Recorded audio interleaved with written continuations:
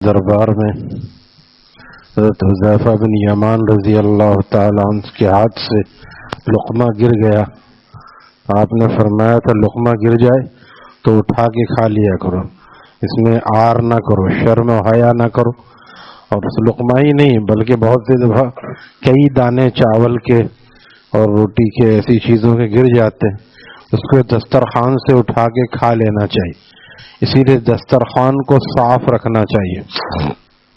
ہمارے یہاں کوئی بھی چیز بچھا لیتے، چلو یہ چادر بچھا لو، چادر ہے تو چادر تو اگر اس پہ پیر رکھتے ہیں دسترخوان کہاں ہوا؟ دسترخوان وہ ہونا چاہیے جس پہ پیر نہ رکھا جائے، صاف ستھرا ہو. اور بہتر یہ ہے یا اچھا یہ ہے استعمال کے اعتبار سے بھی اور حدیث شریف سے بھی پتہ چلتا ہے کہ چمڑے کا دسترخوان صحابہ رکھتے تھے، اور اس میں کیا ہے صفائی بھی آسان ہوتی. پلاسٹک آج کل پلاسٹک میں بھی آ رہے ہیں. تو حضرت انس رضی اللہ تعالیٰ سے روایت ہے کہ وہ ان کے گھر میں لوگ کھانا کھا رہے تھے، صحابہ دعوتیں کرتے تھے، بڑے دل والے تھے. پیسہ کم تھا، دل بڑا تھا. آج پیسہ زیادہ ہے، دل چھوٹے ہو گئے. ہمارے دوست کہتے ہیں جب مرغی بڑی ہوتی ہے تو انڈا چھوٹا ہو جاتا ہے. جب اللہ تعالیٰ مال دیتے ہیں تو خرچ کرنا کم کر دیتے ہیں. ہر آدمی اپنے اعتبار سے خرچ کرے اور مہمان نوازی میں کنجوسی نہ کرے. ہمارے استاد فرماتے کہ 3-4 دن کا 2-4 دن کا بچا ہوا کھانا اگر ہو تو ماسی کو دے کے بڑا احسان سمجھتے ہیں، ہم نے ماسی کو دے دیا. تازہ کھانا کبھی دیا ہے کہ لو ہمارے گھر میں یہ بریانی بنی ہے یا قورمہ بنا ہے، یہ لے جاؤ ماسی کو، غریب کو. تو ایسا جو دیتے ہیں جو بالکل بچا کچا، جو کسی استعمال کا نہ ہو. تو یہ سوچنا چاہیے اللہ کے راستے میں اچھی چیز دینے کی کوشش کرنی چاہیے. تو مہمان نوازی میں کنجوسی نہیں کرنی چاہیے. مہمان اپنا رزق خود لے کر آتا ہے، ہم سمجھتے ہیں کھا لے گا تو کم ہو جائے گا، جبکہ اس سے رزق میں برکت ہوتی ہے. صحابہ مہمان نوازی کرتے تھے. اور تو خرچ میں ہمیں بھی آج کل دیکھیے کتنے بچے بڑے بیمار ہو رہے ہیں، لیکن کراچی والے اور ہم لوگوں کی اکثر عادت صدقہ و خیرات کی نہیں. فوراً یہ جواب ہوتا ہے چاہے منہ سے دیں یا عمل سے، بچتا ہی نہیں ہے تو کہاں سے کریں؟ بچنے کا تو سوال ہی نہیں ہے، پہلے کرنا چاہیے. 200 100 200 بھی نہیں کر سکتا آدمی، نہیں کرنے والے وہ بھی نہیں کرتے، کرنے والے اس سے زیادہ بھی کرتے ہیں الحمدللہ. تو عادت ڈال لینی چاہیے. میں بار بار عرض کرتا ہوں مفتی محمد شفیع صاحب رحمہ اللہ تعالی نے اس بات کو لکھا ہے کہ ہر آدمی کو چاہیے اپنی آمدنی کا کوئی فیصد مقرر کر لیں. 10% ایک اچھا ہے، 10% ایک اچھا ہے. جیسے 1 لاکھ ہے بالفرض اچھی آمدنی، 10,000 اس میں سے، 10,000 روپے میں 90,000 بھی تو اللہ تعالیٰ دے رہے ہیں. پھر یہ جو ڈاکٹروں کی فیس ہے اور اللہ تلے بیجا خرچ ہے، بجلی کا بل ایک دم لگ کے زیادہ آ گیا، ان سب چیزوں سے بچت ہو جائے گی. جب آدمی صحیح جگہ نکالے گا تو صدقہ بلاؤں کو ٹالتا ہے. یہ بیماریاں جو ہیں یہ کیا وجہ ہے؟ محمد صاحب دام رکعتم سناتے ہیں کہ ایک صاحب جو نیک آدمی ہیں انہوں نے کہا کہ جب میں بیمار ہوتا ہوں تو میں ڈاکٹر کے پاس جاتا ہوں کیونکہ مجھے بھی زندہ رہنا ہے. ڈاکٹر کے پاس جا کے اس کی فیس دیتا ہوں، اور فیس تو دے دیتا ہوں کیونکہ اس کو بھی زندہ رہنا ہے لہذا، لیکن اس سے جو دوا لکھ کے دیتا ہے میں وہ دوا نہیں لیتا کیونکہ مجھے بھی زندہ رہنا ہے. جو دوا دیتا ہے وہ دوا میں نہیں لیتا کیونکہ مجھے بھی زندہ رہنا ہے. اور اس دوا کو کیا کرتا ہے، عام طور پہ ڈاکٹر اپنی فیس تو 300-500 ہے، 1-1.5 کی دوا لی، یہ بھی لے لیں احتیاطاً، یہ بھی لے لیں، کوئی نہ کوئی تکا تو لگ ہی جائے گا جا کے. تو 1.5 کی دوا. اب وہ کیا کرتے ہیں، یہ 1.5 انہوں نے ٹوٹل کر لیا ہے. دوا کتنے کی ہے؟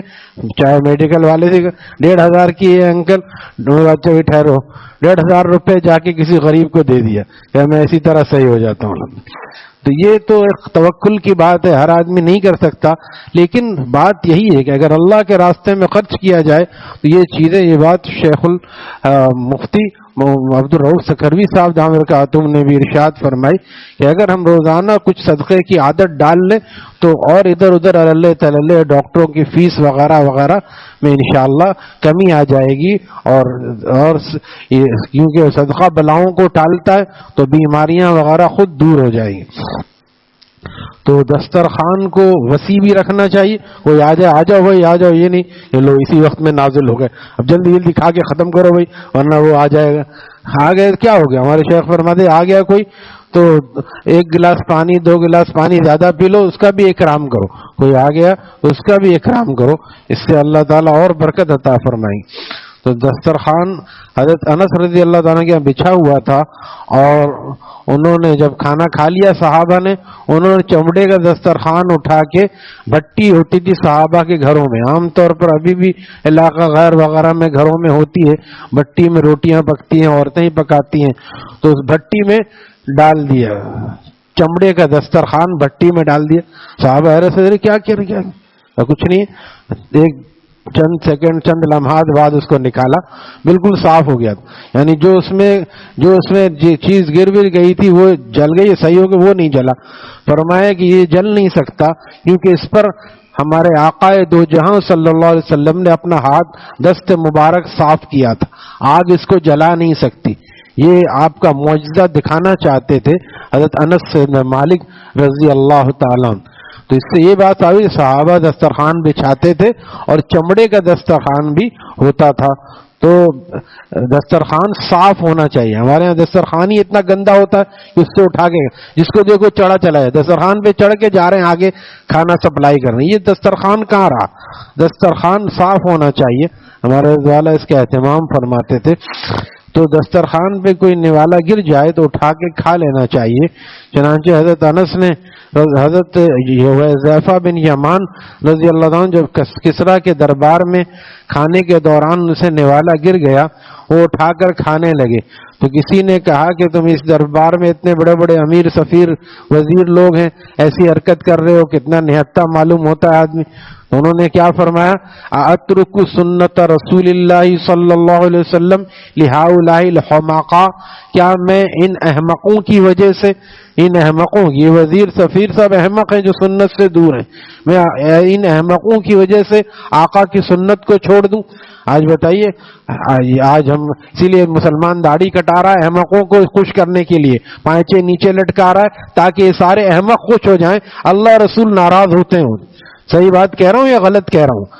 الحق مرن، حق تھوڑا سا کڑوا ہوتا ہے لیکن چبھتا ہے جا کے. اور نبی علیہ السلام نے فرمایا تھا ابو ذر غفاری رضی اللہ تعالیٰ سے، وَقُلِ الْحَقْ إِنْ كَانَ مُرًّا، حق بات کہنا اگرچہ کڑوی ہو. کیوں نہیں داڑھی بڑھاتے، کیوں نہیں پائچے اوپر رکھتے؟ شادی بیاہوں میں، مسجد میں تو اوپر کر لیتے ہیں، باہر پھر نیچے کر لیتے ہیں، کوئی ملا نہ کہہ دے.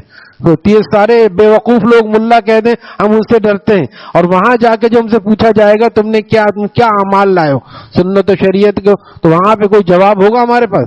یہ کیسے، یہ عقل مندی کی بات ہے؟ یہ صحابہ عقل مند تھے. ان بے وقوفوں کی وجہ سے میں آقا کی سنت کو چھوڑ دوں؟ ایسا نہیں ہو سکتا. لہٰذا آقا کی سنت کو تو میں زندہ کروں گا، کوئی کچھ بھی کہتا ہے، خاص کر جو ضروری سنتیں. ایک تو یہ کہ چلو بھائی کوئی ایسی سنت ہے جو اتنی اہم اور ضروری نہیں ہے، حالانکہ سنت سب عظیم الشان ہے، لیکن بعض سنت جیسے داڑھی بڑھانے اور پائچہ اوپر کرنے کی روایت بار بار حاکمانہ حکمی انداز میں ہے کہ ایسا ضرور کرو، ایسا ضرور کرو. کبھی مسجد میں کسی کا بایاں پیر آ گیا، چلو بھائی یہ کوئی گناہ کبیرہ نہیں، لیکن پائچہ لٹکانا یا داڑھی کٹانا یہ گناہ ہے، گناہ کبیرہ ہے، چھوٹے گناہ نہیں ہے. اس لیے ایسی چیزوں پر مستقل مزاجی سے لگے رہنا صرف اس وجہ سے کہ ماحول معاشرہ کیا کہے گا، لوگ کیا کہیں گے. یہ لوگ کون ہیں؟ حکیم الامت کو جب اس نوجوان نے لکھا تھا کہ جب سے آپ کے کہنے پر داڑھی رکھی ہے اور پائچہ اوپر کیا ہے لوگ ہنس رہے ہیں، فرمایا لوگوں کو ہنسنے دو، قیامت کے دن تمہیں رونا نہیں پڑے گا. ان باتوں کو آگے پہنچائے میرے بھائی. بہت سے لوگ اسی مخمسے میں ہیں. یہ پاکستان میں اسلامی نفاذ آئے گا، آپ دیکھیں گے بہت سے لوگ نیک بن جائیں گے. ابھی اسی لیے رکے ہوئے ہیں کہ اکثر لوگ نیک نہیں ہیں. ہم اکثر بن جائیں گے تو بہت سے بالوی بھی بن جائیں گے. ہم حوصلہ نہیں کر رہے ہیں. جب یہ طبقہ جو بیٹھتا ہے یہ نہیں حوصلہ کر رہا ہے تو پیچھے والا کہاں سے، بے نمازی کہاں سے داڑھی رکھے گا؟ جب نمازی رکھنے کے لیے تیار نہیں ہے، سب سے پہلے اٹھ کے پھاوڑا چلاتا ہے یا قینچی لگاتا ہے تاکہ داڑھی بڑی معلوم نہ ہو، تاکہ میں کم عمر معلوم ہوں یا میں اسمارٹ معلوم ہوں. تو پھر جب نمازی کا حال یہ ہوگا تو بے نمازی کا حال کیا ہوگا؟ نمازی جب پرہیزگار بنے گا تو بے نمازی نمازی بنے بنے گا اور پھر کافر مسلمان ہوگا انشاءاللہ۔ اللہ تعالی ہمیں اپنے دین میں آگے بڑھنے کا جذبہ، شوق، ذوق اور حوصلہ عطا فرمائے۔ الحمدللہ رب العالمین والصلاة والسلام علی رسولہ النبی